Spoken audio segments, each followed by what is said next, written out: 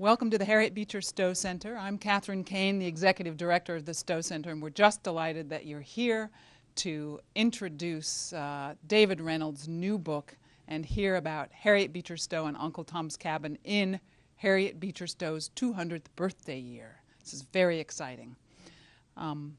The Harriet Beecher Stowe Center here in Hartford, Connecticut uses Stowe's story to inspire social justice and positive change. We are not just about the past and the issues, the American issues of the 19th century, but we want to take those issues and look at them in the present and try and inspire people to be good citizens today and participate in solving today's problems so that we can all continue to work towards fulfilling the promise of America. That's our mission. Harriet Beecher Stowe, of course, best known for Uncle Tom's Cabin. An amazingly interesting and complex book and a very important book in American history. The book is going to be officially released on June 14th, 2011, which is actually Harriet Beecher Stowe's 200th birthday.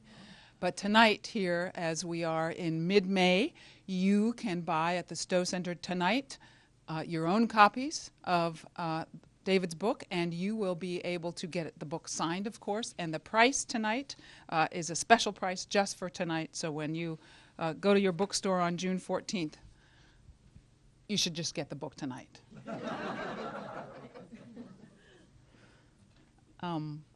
We had the opportunity to start to get to know David Reynolds. We're trying to figure this out 18 months or a couple years ago because, you know, a book like this has a very long lead time.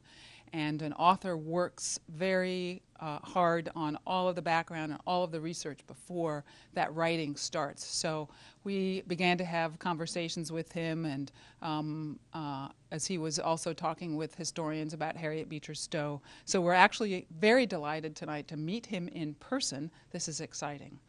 There is a human being behind that voice on the telephone. David Reynolds received his BA from Amherst College and his PhD from the University of California, Berkeley.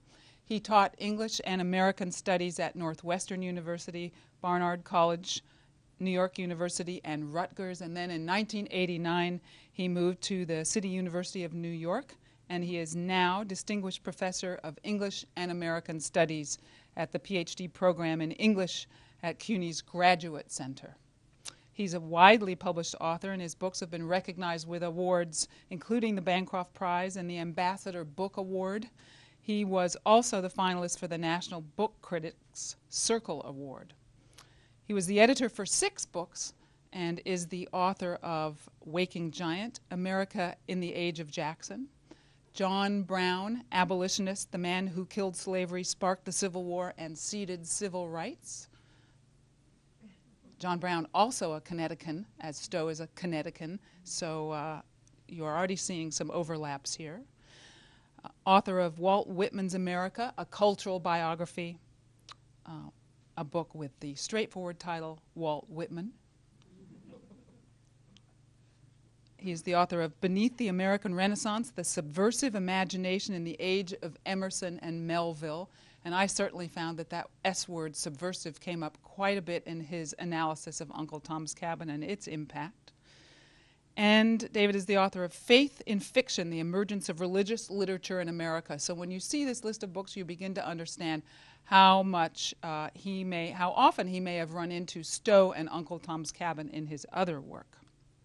His latest book that we are talking about tonight is Mightier Than the Sword, Uncle Tom's Cabin and the Battle for America, which, as I mentioned, will be released by Norton on June 14th, Stowe's 200th birthday. Also released that day by Oxford University Press will be a new modern version of the splendid edition of Uncle Tom's Cabin, an absolutely gorgeous document that you have to wait till then to get. So please join me in welcoming David Reynolds to the Harriet Beecher Stowe Center. David. Oh, thank you.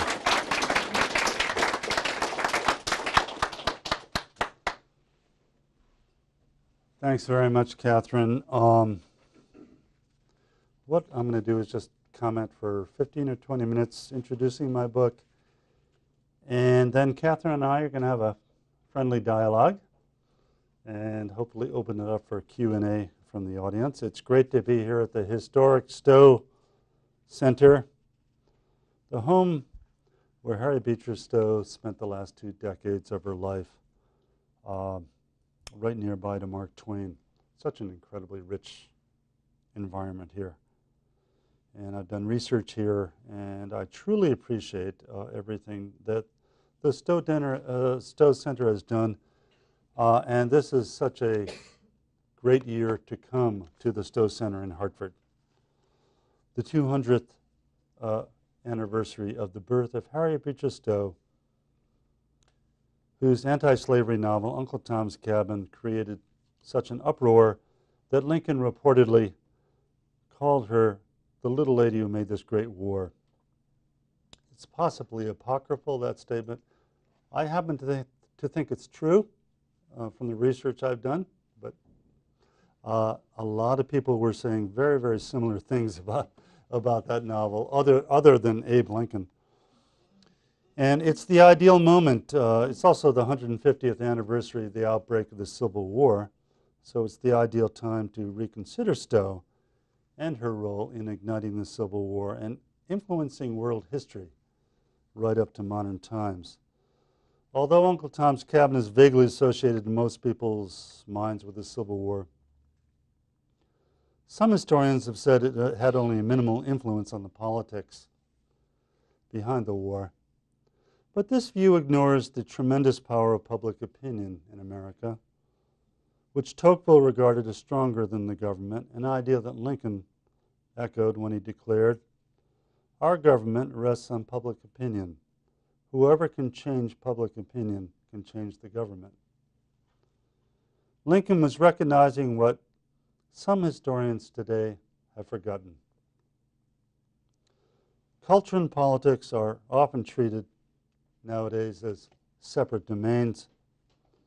Over here we can read book after book on Lincoln, his team of rivals, the politics of behind the Civil War, or Civil War battles, Civil War generals, Civil War soldiers. And then over here we read books on literary works, on art, on music, on all those, on theater, on culture. And then there are some books that have a few chapters on the politics and a few chapters over here on the culture. But we have to realize that culture and politics always interpenetrate.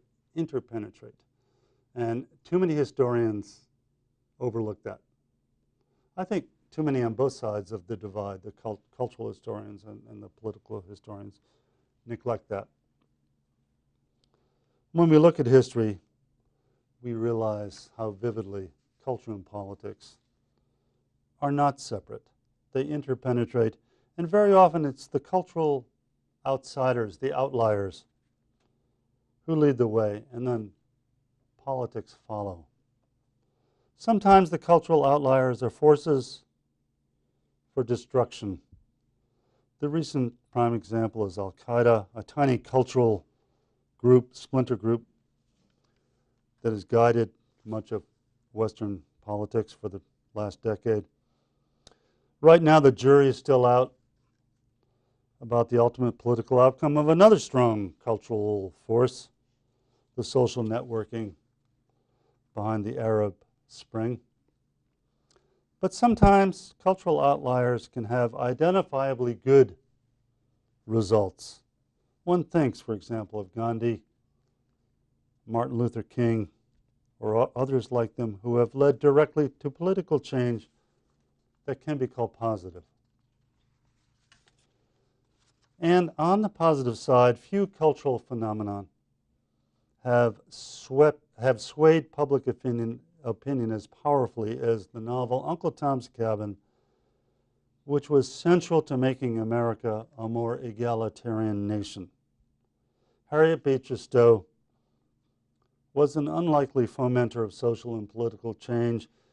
Diminutive and dreamy-eyed, she was a harried housewife with a brood of children. She had various obscure illnesses worsened by her chronic hypochondria. She was married to a brilliant but impractical husband. But driven by her passionate hatred